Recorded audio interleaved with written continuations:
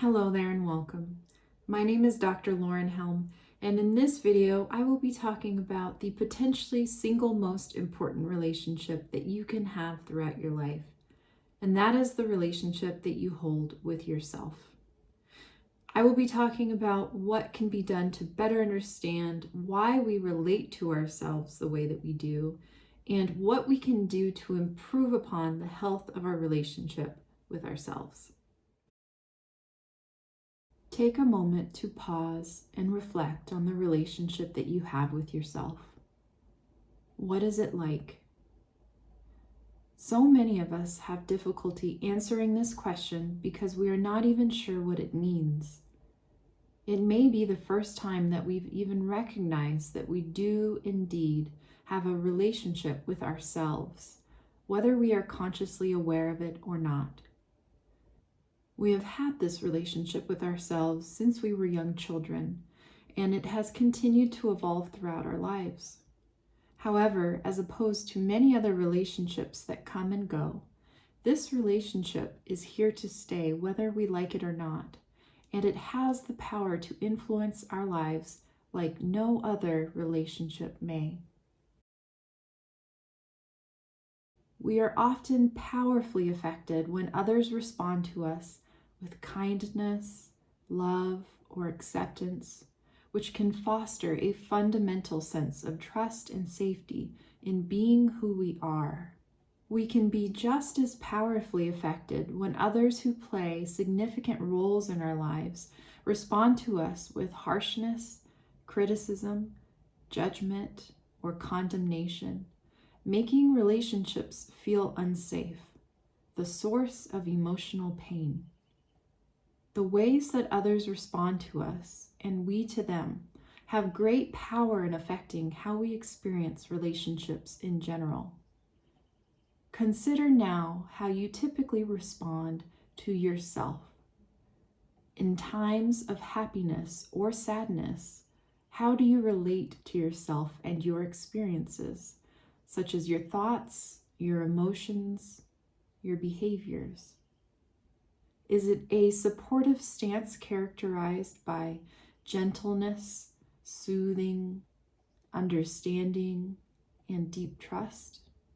So often, we automatically and in subtle or not so subtle ways respond to ourselves in times of pain in a cold, rejecting manner. We can even punish ourselves for feeling pain. And in times of success, accomplishment, or celebration, we might even block ourselves from fully opening to the natural happiness or joy, perhaps because in the back of our minds lurks an insidious doubt or lack of trust in our deserving of success, or our ability to tolerate the possible loss of the happiness that we have worked so hard to earn. Why do we do this to ourselves? Why is it so common to become our own biggest critic, so often undermining ourselves in the name of self-betterment? It is startling to come to a full realization of just how normal it is to engage in self-deprecation or of pointing out the validity of our flaws. Whereas, if we were to do this in a relationship with another, we would rightly so consider this to be emotional abuse. The relationship with self has been the subject of growing interest.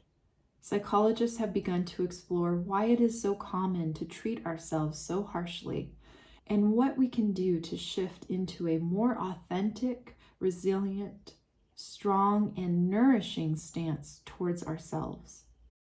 Fortunately, psychological research is demonstrating that not only does our relationship with ourselves affect our well-being, it can be also healed and strengthened.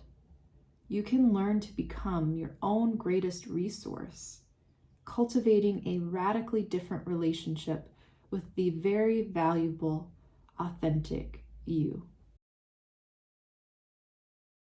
Usually, the quality of our relationship with ourselves is undermined by shame and self-criticism, which go hand in hand and play an insidious role in our lives.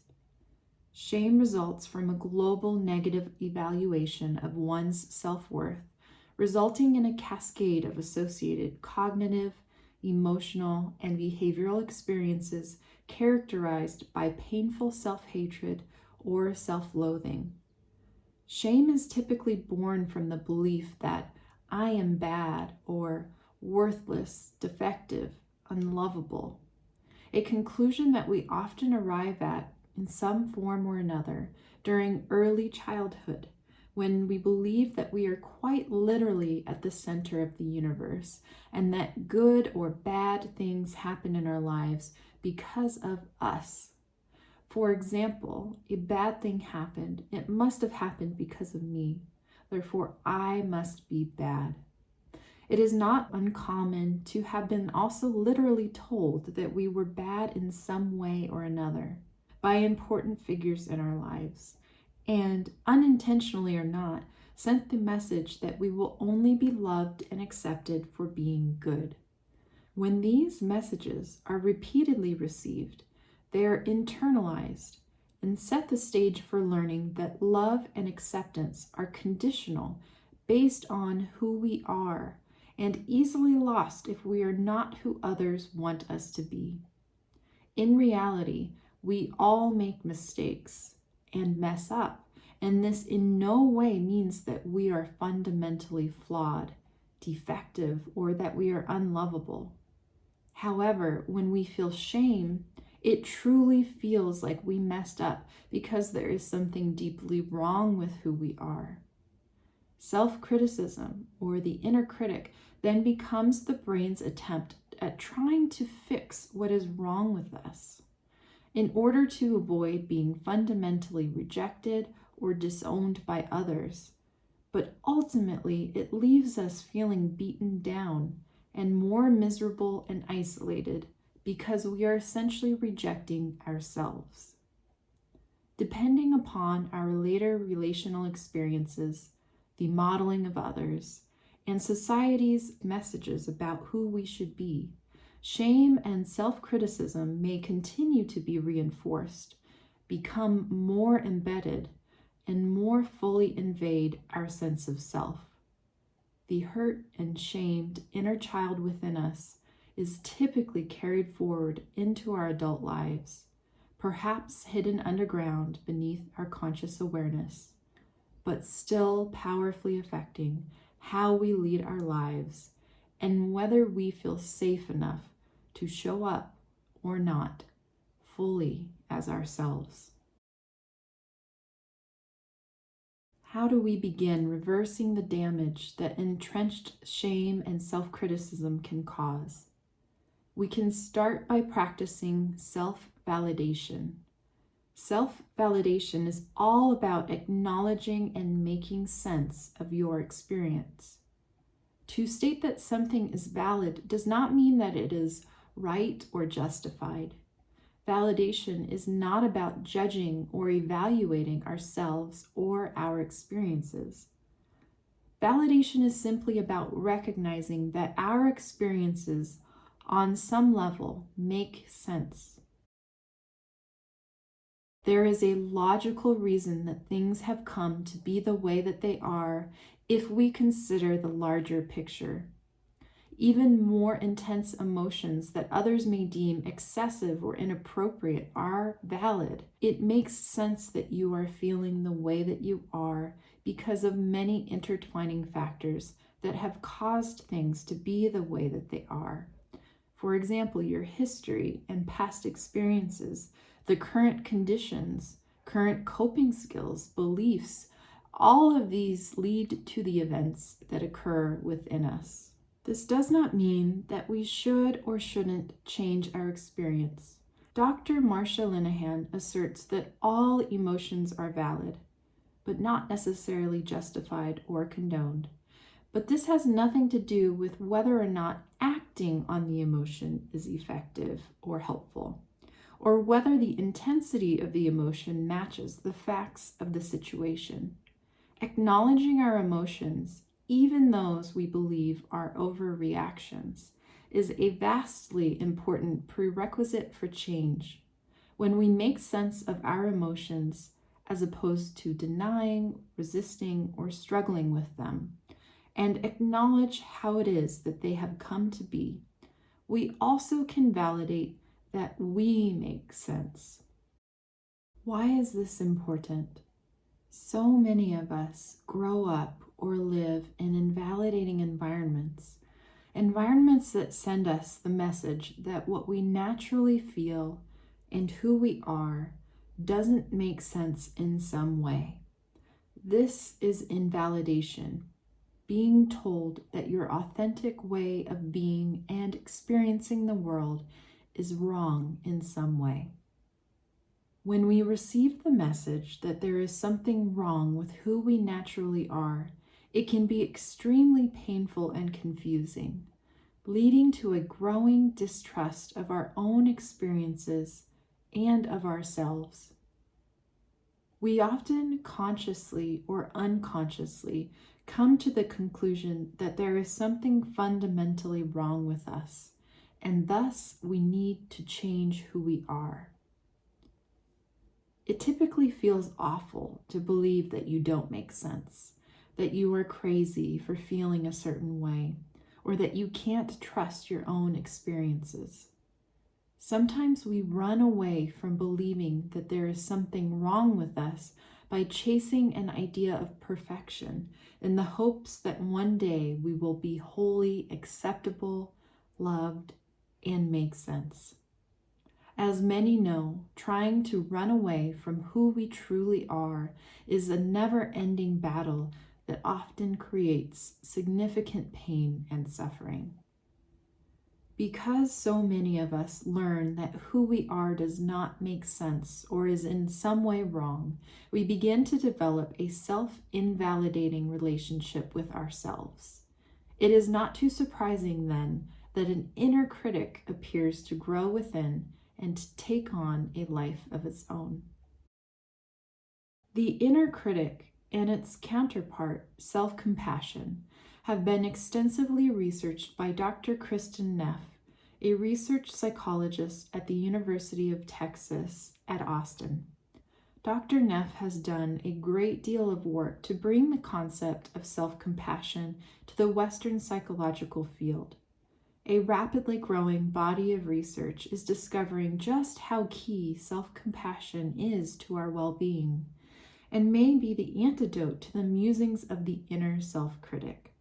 Dr. Neff breaks down self-compassion into three core components.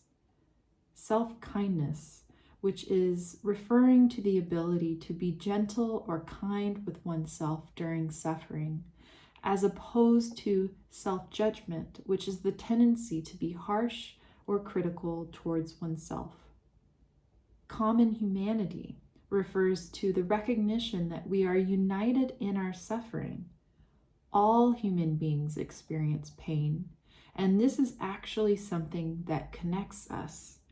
This is the opposite of what she terms isolation, which is what we feel when we are very isolated and alone in our pain, perhaps believing that we are the only one to be going through this kind of painful experience while most others are happy.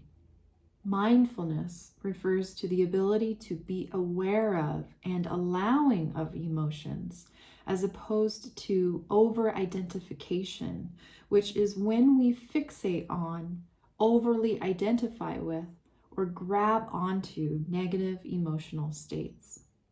These seeds of self-compassion can be planted and cultivated in our lives, combating the harsh or invalidating fashion that may currently characterize the ways that we relate to ourselves.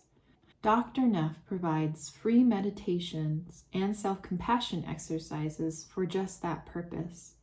There are also mindful self-compassion programs that can help you learn how to effectively self-soothe and fully embrace yourself through the ups and downs of life, which is an invaluable skill. It can be likened to building a steady foundation upon which you can rest when things get rough, and a launching pad from which to leap when you are ready to soar. Researchers are currently investigating the specific ways that self-compassion interventions affect us. Though more research is needed, what is being discovered is that when we adopt a more accepting, compassionate response towards ourselves, as opposed to a harsh, unrelenting stance, we are able to perform better, and we are more psychologically resilient in many regards. Building the ability to generate and direct a compassionate, warm, soothing stance towards ourselves may also help to regulate our threat detection system. Paul Gilbert proposes that a compassionate, soothing, and affiliative stance towards oneself improves an individual's ability to regulate difficult or threat-based emotions. Self-directed compassion is thought to reduce sensitivity to threat and also improve the individual's ability to access, tolerate, and effectively express emotions by creating a sense of safety as opposed to reactively or avoidantly responding to distress. We can learn how to be a resource for ourselves, better able to soothe and regulate painful emotions, and thus be able to more effectively manage the tasks of living. Ultimately, when the inner critic takes a back seat and we listen instead to the inner compassionate friend, we free ourselves up from the draining, undermining nature of self-criticism. We also can begin to learn to trust ourselves again, learning on a deep experiential level that we can make it through life's challenges. We can be our own greatest resource by learning to provide ourselves with the comfort and loving acceptance that all human beings long for. Establishing a deep sense of trust in yourself is no easy task, and shame creates unseen hurdles along the way. Importantly, shame is an emotion that differs from guilt. Whereas guilt is a feeling that arises from perceiving that you did something bad, shame is a feeling that you are fundamentally bad. All of us experience shame in various ways and to differing degrees. Shame often provokes us to hide from ourselves, to omit or remove aspects of ourselves that we believe are unworthy and unacceptable.